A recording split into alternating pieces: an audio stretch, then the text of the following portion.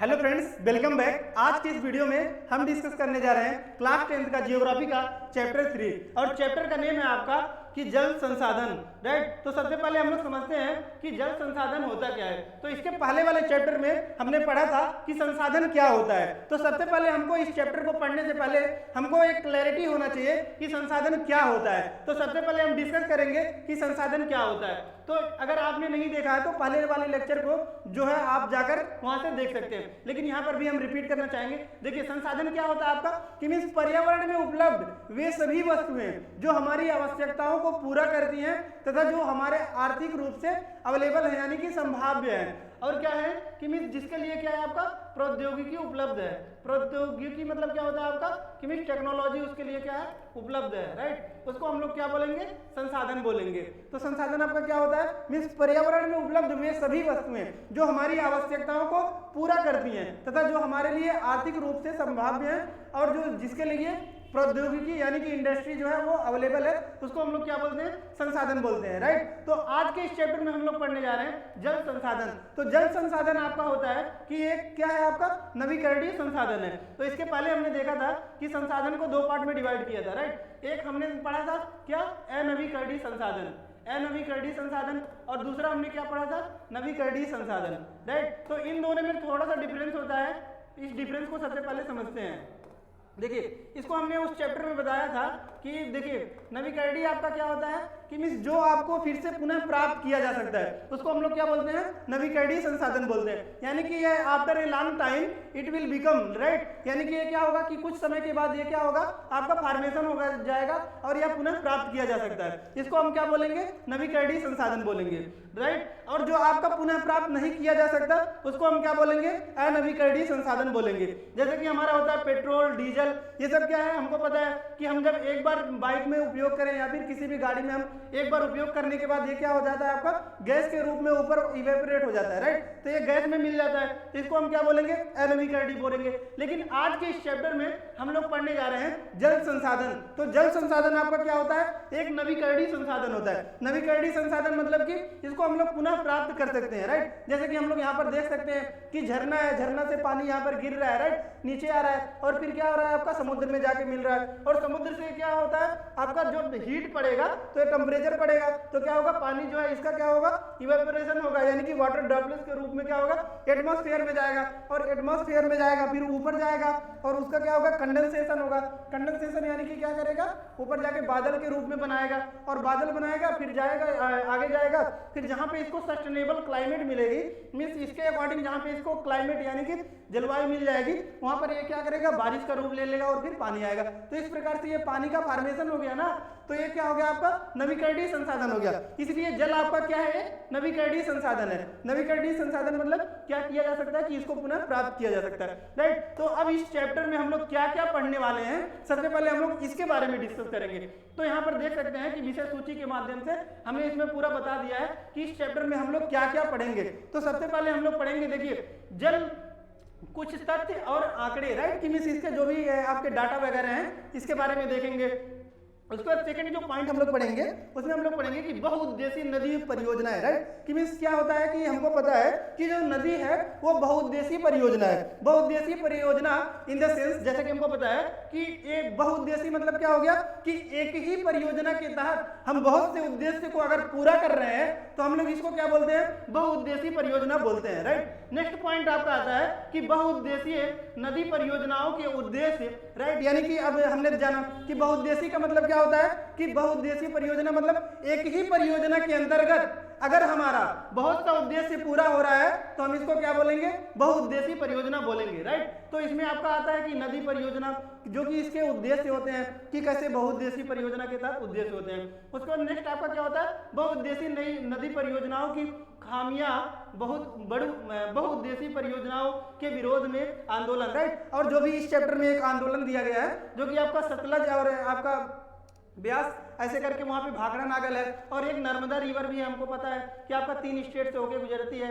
कौन कौन सा, देखिए यहाँ पर आपका क्या है, ये इंडिया का मैप है, तो इंडिया के मैप में हमको पता है कि इधर क्या है, ये गुजरात है, और इधर आपका क्या है, एमपी है, और इधर नीचे क्या है आपका महाराष्ट्र, राइट। तो ऐसे करके आपका नर्मदा रिवर एक जो है आपकी बहती है, तो उसके लिए एक आपका क्या हुआ था, आंदोलन हुआ था, उस आंदोलन के बारे में भी हम लोग पढ़ेंगे, राइट। उसके बाद एक और नेक्स्ट टॉपिक आपका है कि वर्षा जल संग्रहण और इसी को टांका कैसे काम करता है, राइट। कि मीन्स क्या होता है कि वर्षा के जल को हम लोग क्या करते हैं, एक टंकी में स्टोर कर लेते हैं, उसी को टांका बोला गया है, इसके बारे में भी हम लोग पढ़ेंगे, राइट। नेक्स्ट पॉइंट आपका है जल एक नवीकरणीय योग्य संसाधन है, राइट। कि मीन्स जैसे कि हमने बताया यहाँ पर देख रहे हैं हम लोग क्या हो रहा है कि झरने से पानी गिर रहा है, फिर आ रहा है आपका समुद्र में आ रहा है, फिर ऊपर जा रहा है, फिर साइकिल बन रहा है, राइट। यानी कि जल आपका क्या है कि पुनः प्राप्त कर लिया जा रहा है, तो एक नवीकरणीय संसाधन है, इसको भी पूरे अच्छे से डील करेंगे।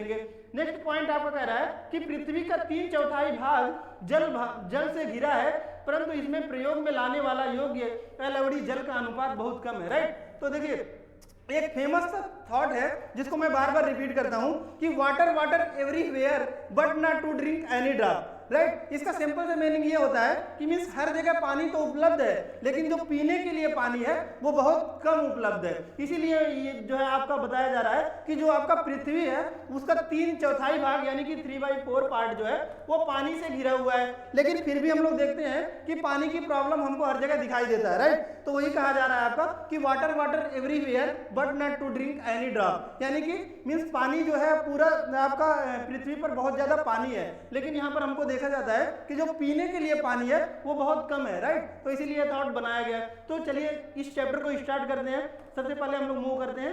देखिए फर्स्ट पॉइंट यहाँ पर देख सकते हैं कुछ आंकड़े तथा तथ्य, राइट। तो यहाँ पर देख सकते हैं कुछ तथ्य और आंकड़े, जो पहला पॉइंट हमने बताया कि इसको देखेंगे, तो इसको देखते हैं, राइट। देखिए विश्व में जल के कुल आयतन का 96.5% भाग महासागरों में पाया जाता है और केवल 2.5% एलओडी जल है, राइट। तो यहाँ से हमको पता चल रहा है कि देखिए आपका इतना ज्यादा पानी है, लेकिन उसका 96.5% भाग जो है वो महासागर यानी कि ओशियन में आपका कहाँ है, उपलब्ध है। जैसे कि यहाँ पर हम लोग देख सकते हैं कि ओशियन में जो है इसका पानी जो है वो उपलब्ध है, राइट। तो वही कह रहा है लगभग 2.5% ही जो है आपका, जिसमें क्या है आपका एलओडी है। एलओडी मतलब कि जिसमें साल्ट कंटेंट नहीं है, यानी कि नमक की मात्रा उसमें नहीं है जो हमारे पीने योग्य है, राइट। लेकिन उसमें से भी जो आपका होता है लार्जर एरिया वो किसमें है, ग्लेशियर के फॉर्म में है।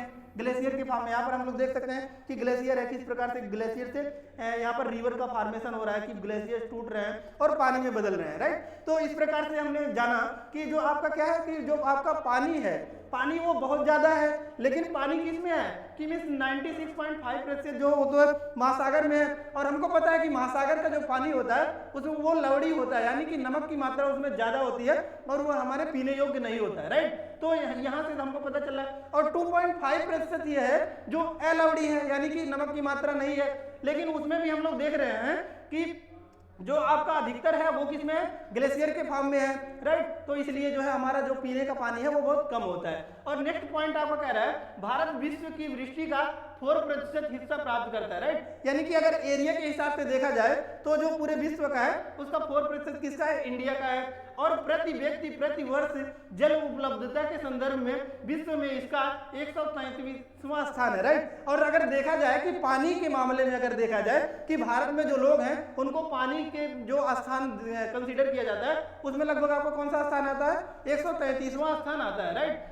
पूर्व सूचना के अनुसार 2025 तक भारत का बड़ा हिस्सा विश्व के अन्य देशों और क्षेत्रों की तरह जल की नितांत कमी महसूस करेगा, राइट। तो देखिए क्या कह रहा है, अगर हमने जो है इसके लिए एक स्टेप नहीं उठाया कि मीन्स वाटर की कमी हमको देखने को मिलता है। जैसे कि देखिए बहुत से स्टेट भारत के ही हैं जो कि हमको पता है कि पानी के सूखाग्रस्त से ग्रसित हैं, राइट। जैसे कि एग्जाम्पल के तौर पर हमको पता है कि इधर आपका क्या है, राजस्थान है, और राजस्थान में हमको पता है कि क्या होता है, पानी की क्राइसिस होती है, यानी कि पानी की कमी होती है। इसीलिए तो यहाँ के इस चैप्टर में पूरा हम लोग पढ़ेंगे कि टांका सिस्टम का उपयोग करते हैं ये लोग, यानी कि जिसको बोलते हैं पालर पानी, कि ये लोग क्या करते हैं आपका कि जो है पानी को क्या करेंगे, छत का जो वर्षा का पानी होता है उसको छत को एक पाइप की तरह पाइप से क्या करते हैं, कनेक्ट कर देते हैं और इसको क्या करते हैं, एक टंकी में जाकर स्टोर करते हैं, उसी को टांका बोला जाता है। तो आज के इस चैप्टर में हम लोग इसी के बारे में पढ़ेंगे, राइट। तो ये कह रहा है कि अगर जो है इस जिसके कारण जो है हमारा पानी की कमी हो रही है उसको हम लोग रोका नहीं अगर, तो क्या होगा कि बहुत ज्यादा पानी की कमी हमको नेक्स्ट जो है फ्यूचर में देखने को मिलेगा, राइट। तो नेक्स्ट यहाँ पर देखते हैं, नेक्स्ट स्लाइड आपका क्या कह रहा है। देखिए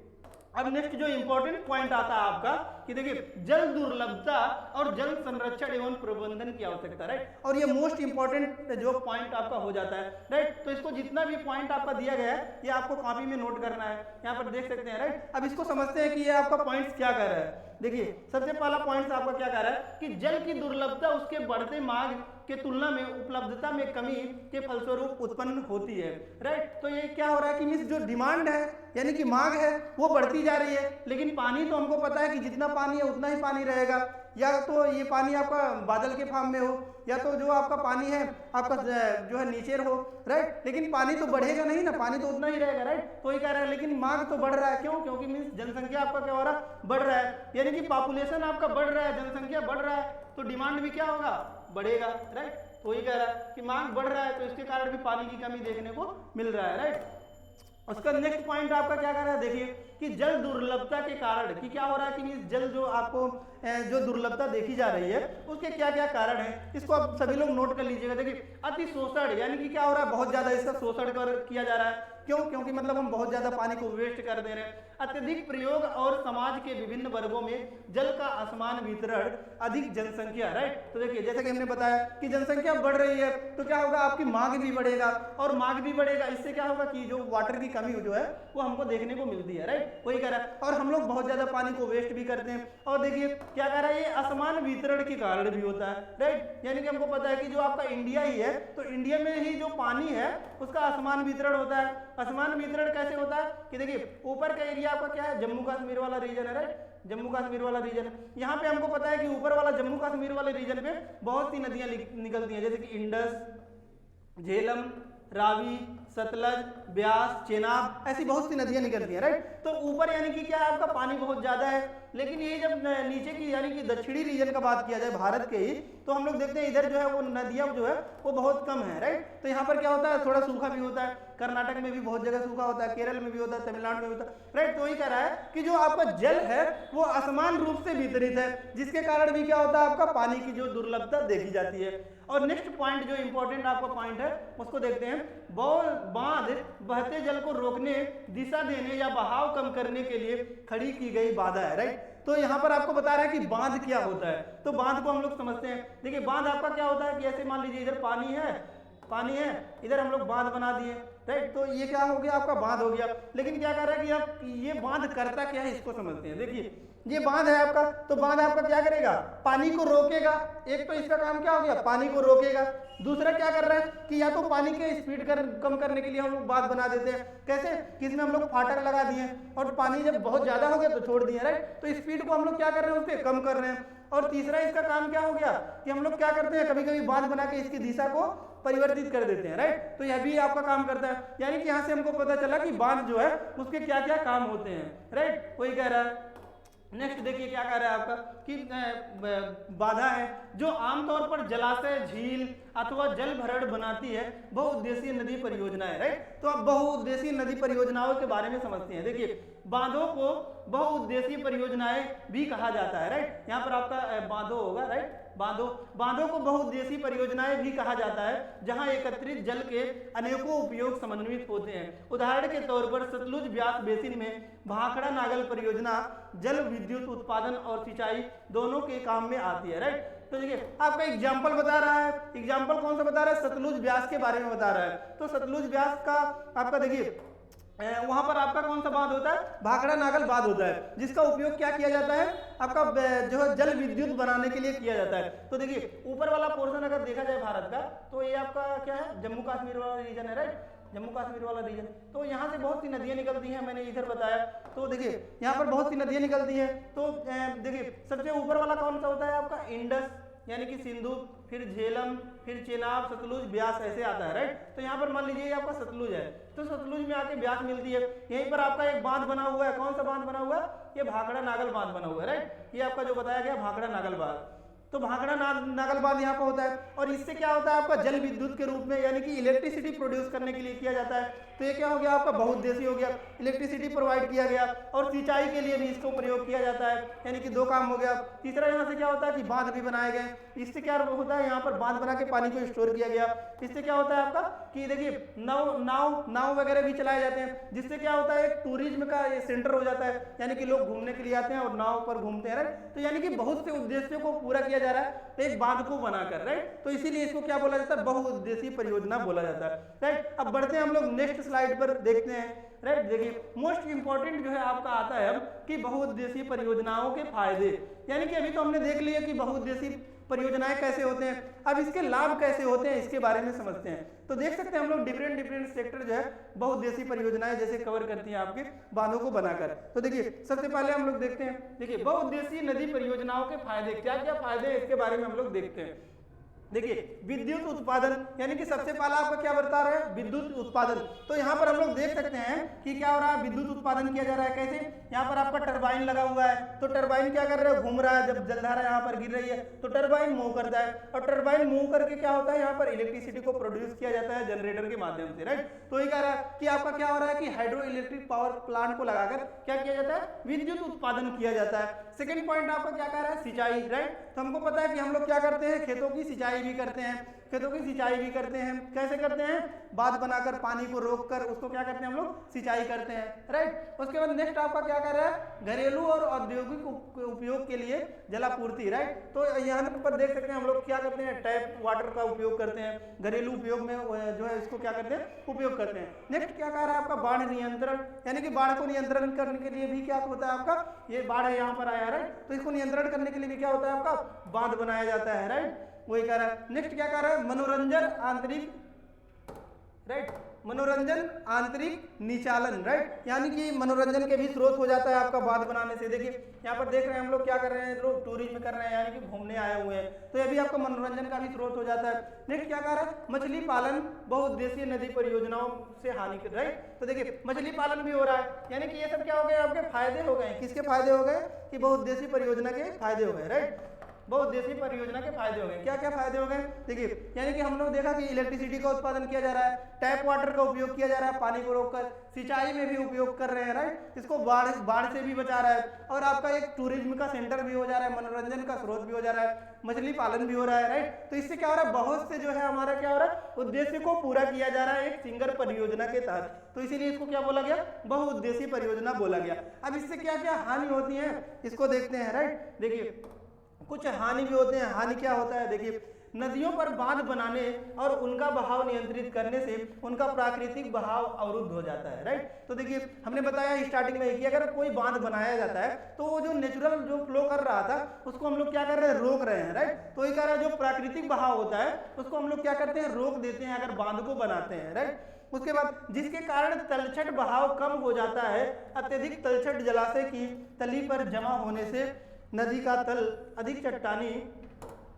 अधिक चट्टानी हो जाता है और नदी जलीय जीव आवासों में भोजन की कमी हो जाती है, राइट। तो देखिए अभी तक हमने क्या क्या देखा, देखिए इससे आपका क्या क्या हानि होता है। पहला तो हमने देखा कि जो प्राकृतिक धारा का जो आपका क्या होता है, बहाव होता है वो अवरुद्ध हो जाता है, राइट। और दूसरा क्या कह रहा है उसको समझिए। देखिए मान लीजिए आपका क्या है, ये बांध बन गया और इधर से आपका क्या हो रहा है, नदी फ्लो कर रही थी, इधर से क्या आ रही थी, नदी आ रही थी, राइट। देखिए अब हमने बांध बना दिया और नीचे से क्या किया, जब ये एक ही साथ पानी को छोड़ दिया, राइट। तो क्या होता है, जो भी न्यूट्रिएंट्स होंगे इसके अंदर, यानी कि जो यहाँ के जीव जंतु होंगे वो खाने के लिए अपना जो भोजन प्राप्त करते थे वो जमीन से ही प्राप्त करते हैं। लेकिन क्या होता है, अगर हम एक साथ छोड़ देते हैं तो पानी का वेग तेज रहता है, जिससे क्या होता है आपका कि जो भी न्यूट्रिएंट्स होते हैं वो भी यहाँ से साफ हो जाते हैं, तो वहाँ के जो जीव जंतु होते हैं उनके भोजन की कमी हो जाती है, राइट। ये कह रहा है। उसके बाद नेक्स्ट आपका पॉइंट क्या कह रहा है, देखिए नेक्स्ट आता है आपका कि कुछ इंपॉर्टेंट पॉइंट्स दिया गया है, जैसे कि देखिए बहुउद्देशीय परियोजनाओं के कारण भूकंप की संभावना बढ़ जाती है,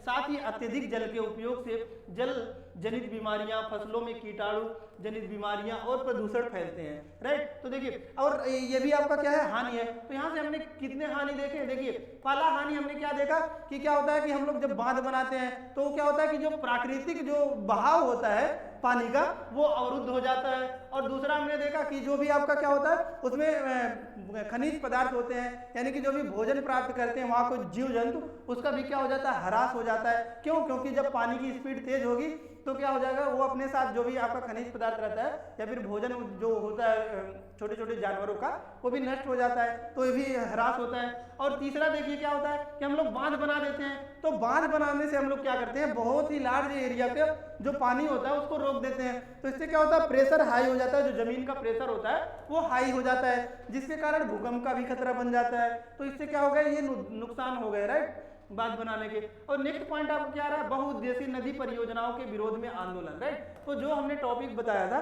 कि इसके जो है आंदोलन हुआ था उसके बारे में भी समझते हैं। देखिए, बहुउद्देशीय नदी परियोजनाओं ने बड़े बांध नए सामाजिक आंदोलनों जैसे नर्मदा बचाओ आंदोलन और टिहरी बांध बचाओ के कारण बन गए हैं, राइट। तो देखिए यहाँ पर कुछ आंदोलन भी हुए थे जिसको जो है क्या करने के लिए, बांध जो बन रहे थे उसको न बनने से रोकने के लिए। तो एक एग्जाम्पल लेकर हम लोग समझते हैं। सबसे पहला आपका है नर्मदा बचाओ आंदोलन, तो इसको समझते हैं हम लोग। देखिए आपका नर्मदा जो रिवर है वो यहाँ पर फ्लो करती है। देखिए लोकेशन को देखिए ये आपका भारत का मैप हो गया, राइट। तो भारत के मैप पर हमको पता है इधर क्या है आपका गुजरात है, इधर क्या है एमपी है और इधर क्या है महाराष्ट्र है, राइट। तो देखिए यहीं पर आपका एक रिवर फ्लो करता है, कौन सा रिवर, नर्मदा रिवर, इधर आपका। और ये जो नर्मदा रिवर है वो भारत की वेस्ट फ्लोइंग यानी कि पश्चिम की दिशा में बहने वाली सबसे लंबी नदी है, राइट। तो यहाँ पर एक बांध बनाया जा रहा था, राइट, सरदार सरोवर बांध का नाम था। तो यहाँ पर एक बांध बनाया जाता जिसको रोकने के लिए वहां के लोग थे, उन्होंने एक आंदोलन किया था। उसी आंदोलन को बोला जाता है क्या, नर्मदा बचाओ आंदोलन, राइट। और ये जो आपका नर्मदा रिवर है ये आपका विंध्य और सतपुरा दो आपके माउंटेन रेंजेस हैं, उसी के बीच से क्या करती है, फ्लो करती है, राइट। तो इसी के बारे में बात कर रहा है कि नर्मदा बचाओ आंदोलन हुआ था। उसके बाद नेक्स्ट पॉइंट क्या कर रहा है आपका, इन परियोजनाओं का विरोध मुख्य रूप से स्थानीय समुदायों को बृहद स्तर पर विस्थापन के कारण है, राइट। तो देखिए अब देखिए बांध बनेगा, जब बांध बनेगा तो क्या होगा, वो बहुत ज्यादा लार्ज एरिया भी कवर करेगा, यानी कि बहुत ज्यादा लार्ज क्षेत्र जो कवर करेगा। तो उससे क्या होगा कि जो लोकल लोग होंगे वहां के, उनका क्या होगा, विस्थापन होगा, क्योंकि यहाँ पर बांध बनेगा तो जो लोग होंगे उनको कहीं और जाना पड़ेगा।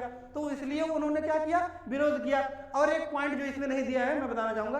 देखिए उसमें क्या हुआ था कि जब बांध बन रहे हैं तो जो नजदीकी आपके जंगल वगैरह थे उसको काट दिया गया, जिससे क्या हुआ कि जो जानवर वगैरह थे वो घर में घुसने लगे, तो ये सब प्रॉब्लम्स होने लगे जीव जंतुओं को भी। और तीसरा प्रॉब्लम इससे क्या हुआ कि जो देखिए बांध बन रहा है तो ये क्या हो रहा है, पेड़ पौधों को काटा जा रहा है, जिससे क्या हो रहा है, इन्वायरमेंट पर भी एक गलत इंपैक्ट पड़ रहा है, यानी कि गलत प्रभाव पड़ रहा है, जिसके कारण से क्या होता है कि जो आपका इन्वायरमेंट है वो भी पॉल्यूशन बढ़ेगा, राइट। तो ये सब कुछ कारण थे जिसकी वजह से नर्मदा बचाओ आंदोलन को लाया गया कि इसके तहत क्या किया जाए कि बांध को बनाने से रोका जा सके और क्या किया जाए, इसको जो पहले का जो नॉर्मल वे में यानी कि प्राकृतिक दृश्य से जो पानी का बहाव हो रहा था उसको किया जाए, और भूकंप का भी खतरा इससे आ जाएगा। तो आसपास के लोग इसलिए जो है इसका विरोध करने लगे, राइट। नेक्स्ट पॉइंट आपका क्या कह रहा है, बहुउद्देशीय परियोजनाओं के लागत और लाभ के बंटवारे को लेकर अंतरराष्ट्रीय झगड़े हो जाते हैं, राइट, वर्षा जल हो जाते हैं, राइट। तो देखिए आपका ये पॉइंट क्या कह रहा है कि देखिए अब बांध बनेगा, बांध बनेगा तो क्या होगा, हमने बताया ये 3 स्टेट से होके गुजर रहे हैं, आपका एमपी भी हो गया और गुजरात हो गया और महाराष्ट्र हो गया, राइट। तो 3 स्टेट से होके गुजर रहे हैं। तो क्या होता है कि कभी कभी क्या होता है कि किसी स्टेट में ज्यादा पानी छोड़ दिया गया, किसी स्टेट में कम पानी छोड़ दिया गया, तो इसको लेकर भी विवाद होते रहते हैं, जिसकी वजह से क्या हो रहा है कि अंतरराज्यीय जो है विरोध का एक कारण बन जाता है, राइट। उसका नेक्स्ट पॉइंट आपका क्या कर रहा है कि वर्षा जल संग्रहण। अब इसको हम लोग समझते हैं कि वर्षा के जल को संग्रहण क्यों किया जाता है, कैसे किया जाता है, राइट। देखिए पहला पॉइंट आपको क्या कह रहा है, धरातल पर गिरने वाले वर्षा के बूंदों को संचय कर उपयोग करने की प्रक्रिया को वर्षा जल संग्रहण करते हैं, राइट। तो सबसे पहला पॉइंट आपका क्या कह रहा है कि वर्षा जल संग्रहण होता क्या है। तो देखिए वर्षा जल संग्रहण आपका क्या होता है कि वर्षा के पानी को हम लोग क्या कर रहे हैं, स्टोर करके एक टंकी में इसके क्या कर रहे हैं, उपयोग करके स्टोर करके इसका उपयोग कर रहे हैं, तो इसको हम लोग क्या बोलते हैं, वर्षा जल संग्रहण बोलते हैं, राइट। और नेक्स्ट पॉइंट आपको क्या कह रहा है, पहाड़ी और पर्वतीय क्षेत्रों में लोगों ने गुल अथवा कुल, पश्चिमी हिमालय में इसका नाम दिया जाता है गुल या फिर कुल बोला जाता है, जैसी वाहिकाएं नदी की धारा का रास्ता बदलकर खेतों में सिंचाई के लिए बनाई है, राइट। तो देखिए जो पहाड़ी इलाका है उसमें लोग क्या करते हैं, पहाड़ी इलाका है तो पानी तेजी से बह जाता है, जिसके कारण लोग क्या करते हैं, गुल या कुल बनाकर क्या करते हैं, जो इसकी दिशा होती है इसको मोड़ देते हैं और खेतों पर सिंचाई करते हैं, राइट। तो वही कह रहा नेक्स्ट आपका देखिए, नेक्स्ट पॉइंट आता है यहाँ पर, देखिए कुछ पॉइंट्स दिए गए हैं जो इंपॉर्टेंट पॉइंट्स और कुछ फिगर्स भी दिए गए हैं, इसको ध्यान से देखिए। देखिए राइट, यहाँ पर क्या हो रहा है, आपका पानी की बूंदें आ रही है और यहाँ पर भी देख रहे हैं हम लोग कि पानी की बूंदें हैं, राइट। तो देखिए राजस्थान में पानी का जल एकत्रित करने के लिए छत वर्षा जल संग्रहण का तरीका आम था, राइट। तो जैसे कि हमने बताया कि यहीं पर इसको क्या बोला जाता है, पालर पानी बोला जाता है, पालर पानी बोला जाता है। क्या करते हैं लोग कि मीन्स जो बारिश होती है उसको छत पर गिरता है तो उसको पाइप के माध्यम से कनेक्ट करके एक टंकी में लाया जाता है और उसका पुनः क्या किया जाता है, पीने के लिए उपयोग किया जाता है और इसी को हम लोग क्या बोलते हैं, वर्षा जल संग्रहण बोलते हैं, राइट। तो नेक्स्ट पॉइंट देखिए, पश्चिम बंगाल में बाढ़ के मैदान में लोग अपने खेतों की सिंचाई के लिए बाढ़ जल वाहिकाएं बनाते थे, राइट। तो देखिए अब पश्चिम बंगाल का भी उदाहरण बताता है कि पश्चिम बंगाल में आपका क्या होता है, यहाँ पर भी लोग बारिश के पानी से कुछ वाहिकाएं बनाते हैं जिसके माध्यम से ये लोग क्या करते हैं, सिंचाई करते हैं, राइट। तो दो एग्जाम्पल हमने देखा कि राजस्थान में पहला पॉइंट आपका क्या कह रहा है कि राजस्थान में लोग पीने के लिए इसका उपयोग करते हैं, पानी के जल का संग्रहण करके। और पश्चिम बंगाल, लोकेशन देखते हैं पहले, लोकेशन आपका देखिए, लोकेशन कहाँ पर है।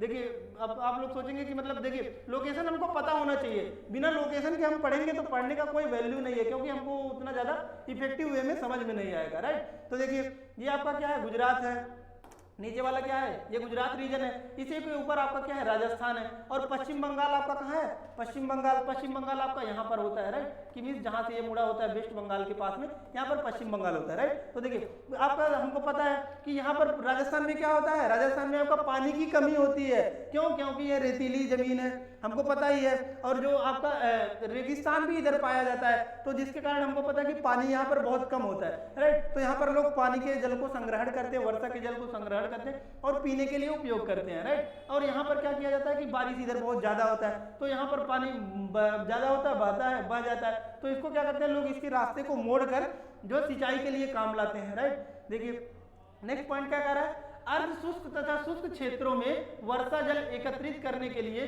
गड्ढे बनाए जाते हैं ताकि मृदा को सिंचित किया जा सके और संरक्षित जल का खेतों में उपयोग किया जा सके, राइट। तो देखिए जहां पर आपका शुष्क होता है या फिर अर्ध शुष्क होता है वहां पर लोग क्या करते हैं, गड्ढे बना देते हैं, राइट। गड्ढे बना देंगे, उसके बाद क्या करेंगे, उसको पानी उसमें स्टोर करेंगे। यहाँ पर देख सकते हैं ये गड्ढे बने हुए हैं और इसको पानी को क्या किया जा रहा है, इसमें स्टोर किया जा रहा है, राइट। उसके बाद क्या होता है, जब खेतों में पानी की आवश्यकता होती है तो यहाँ से सिंचाई कर देते हैं, ये सब इसके फायदे होते हैं, राइट। और नेक्स्ट पॉइंट पर देखते हैं, राइट। नेक्स्ट देखिए आपका नेक्स्ट पॉइंट क्या कर रहा है, ये आपका लास्ट पॉइंट ये आपका राजस्थान के अर्ध शुष्क तथा शुष्क क्षेत्रों में लगभग हर घर में पीने का पानी संग्रहित करने के लिए भूमिगत टैंक अथवा टांका हुआ करते थे, राइट। तो देखिए अब राजस्थान का एग्जांपल बता रहा है, देखिए राजस्थान के बारे में हम लोग देखते हैं, वहां पर कैसे पानी को स्टोर किया जाता है इसको भी देखते हैं। देखिए राजस्थान में मान लीजिए आपका घर है, आपका घर है ये, राइट। तो ऊपर आपका क्या होगा, छत होगा, तो छत होगा, राइट। देखिए तो जब बारिश होगा तो छत पर पानी की बूंदें गिरेंगी, राइट। तो देखिए इसको क्या किया जाता है, पानी की बूंदों को एक आपका पाइप बनाया जाता है, यहाँ से पाइप पर जो है पीवीसी पाइप होता है, इससे इसको कनेक्ट किया जाता है और कनेक्ट करके यहाँ पर क्या होता है, एक गड्ढा बनाया जाता है, छोटा सा गड्ढा बनाया जाता है, फिर यहाँ पर एक बड़ा सा गड्ढा बनाया जाता है, राइट। तो देखिए अब इस पाइप से इसको इसमें कनेक्ट कर दिया जाता है, राइट। देखिए अब दो टंकी क्यों बनाया जाता है, इसका कारण देखिए, दो टंकी इसलिए बनाया जाता है क्योंकि देखिए जब पहला बारिश होगा तो पहले बारिश से इसको पहले साफ किया जाता है, साफ हो जाता है, राइट। उसके बाद क्या होता है, जब दूसरा बारिश होता है तो इसको क्या किया जाता है, अब स्टोर किया जाता है, तो स्टोर किया जाता है। अब जब बारिश होगा तो यहाँ पर आएंगे तो इसमें कुछ धूल के कण भी होंगे, मिट्टी भी होंगे, राइट। इसीलिए छोटा वाला पहले टंकी बनाया जाता है। इसमें क्या होता है, जो आपके पानी आएगा तो जो पानी आएगा जब तो धूल के कण होंगे वो क्या होंगे, नीचे बैठ जाएंगे इसमें, राइट। जो ऊपर का जो साफ पानी होगा वो ऊपर रहेगा तो ये अपने साथ फ्लो होगा और बड़े वाले टंकी में स्टोर होगा, राइट। तो इस प्रकार से ये लोग टंका बनाकर क्या करते हैं, पानी अपने जो है पीने के लिए स्टोर करते हैं और पानी को पीते हैं, राइट। तो इस प्रकार से हमने जो है पूरे चैप्टर को अच्छे से कवर किया, राइट। तो अगर वीडियो आपको अच्छी लगी ज्यादा से ज्यादा लोगों को शेयर कीजिए तथा लाइक कीजिए और चैनल को हमारे सब्सक्राइब कीजिए ताकि आपको जो वीडियो हो सबसे पहले मिलती रहे और आपका पूरा जो चैप्टर है उसको हम लोग अच्छे से कवर सकें। तो धन्यवाद दोस्तों, वीडियो में अंत तक बने रहने के लिए। मिलते हैं नेक्स्ट वीडियो में एक नए लेक्चर के साथ, नए अंदाज के साथ। धन्यवाद।